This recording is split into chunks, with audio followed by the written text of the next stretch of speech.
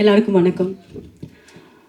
பத்திரிகை நண்பர்களையும் ஆட்டோகிராஃப் கூட கிராஸ் அண்ட் காஸ்ட் அண்ட் க்ரூஸை மீட் பண்ணுறதுக்கு ரொம்ப ரொம்ப சந்தோஷமாக இருக்குது. இத்தனை வருஷத்துக்கு அப்புறம் ரொம்ப மகிழ்ச்சியாக இருக்குது.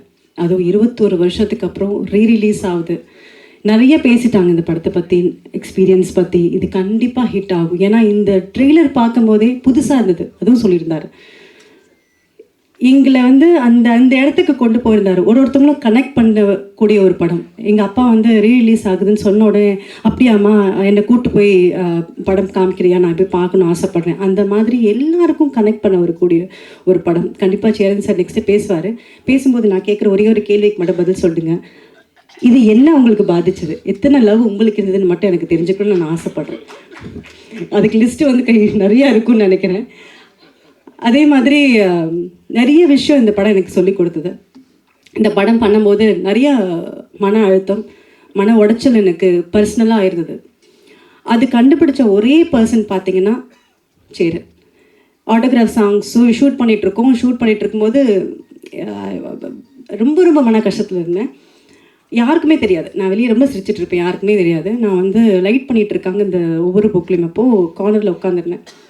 உட்காந்தோடனே அப்பா அவருக்கு என்ன தோணுச்சுன்னு தெரில, பக்கத்தில் உட்காந்தாரு.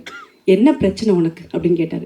இல்லைப்பா ஒன்றும் இல்லைப்பா. இல்லை ஏதோ ஒரு பிரச்சனையில் இருக்கேன்னு எனக்கு தெரியும், எல்லாம் சரியாகும் ஓகே அப்படின்னு சொல்லி அன்னைக்கு ஃப்ரெண்ட்ஷிப் ஆனது தான் இந்த ஃப்ரெண்ட்ஷிப் 21 வருஷமாக அவ்வளோ பெஸ்ட் ஃப்ரெண்டுன்னு சொல்ல முடியும். இந்த இண்டஸ்ட்ரியில் நான் மாறி தொட்டி சொல்லிக்க முடியும். என்னோட dear best well-wisher and best friend யாருன்னு கேட்டால் நான் சேருன்னு சொல்ல முடியும். எல்லோரும் கேட்பாங்க, ஒரு ஆணும் பெண்ணும் ஃப்ரெண்ட்ஸாக இருக்க முடியுமா அப்படின்னு அப்போவே கேட்டாங்க என்கிட்ட. இந்த படம் பார்த்துட்டு ஒருத்தவங்களும் மீட் பண்ணும்போதெல்லாம் இருக்க முடியுமா அப்படின்னு கேட்டாங்க. நாங்கள் ப்ரூவ் பண்ணிகிட்ருக்கோம். என்னோடய டியர் ஃப்ரெண்ட் சேரன்பா, நீங்கள் கண்டிப்பாக இந்த படம் உங்களுக்காக வெற்றி அடையணும்னு ஆசைப்பட்றேன். ஏன்னா இந்த படத்துக்காக அவ்வளோ உழைச்சிருக்காரு, எல்லாருமே சொல்லியிருக்காங்க. அவ்வளோ கஷ்டப்பட்டிருக்காரு. ரிலீஸ் ஆகணுன்னுக்காக எனக்கு தெரியும் அவர் எவ்வளோ கஷ்டப்பட்டிருக்காருன்னு.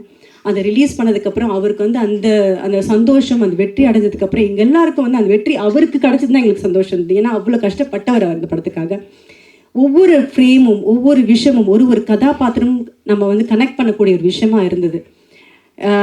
எனக்கு பிடிச்சமான ஒரு படம், நான் நடித்ததுலேயே எந்த படம் எனக்கு ரொம்ப பிடிக்கும்னு கேட்டிங்கன்னா ஆட்டோகிராஃப் சொல்வேன். கண்டிப்பாக ஒவ்வொரு பூக்களுமே சாங் நான் கண்டிப்பாக காமிக்கணும்னு ஆசைப்படுவேன். ஒரு சாங்கில் எனக்கு எவ்வளோ எக்ஸ்பிரஷன் சொல்லி கொடுத்துருக்காருன்னா அந்த எக்ஸ்பீரியன்ஸ் எனக்கு போதும். ஒரு இதில் அந்த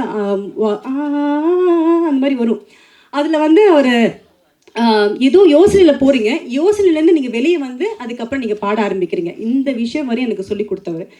and I will always owe this to you செரப்பா. I really loved working with you.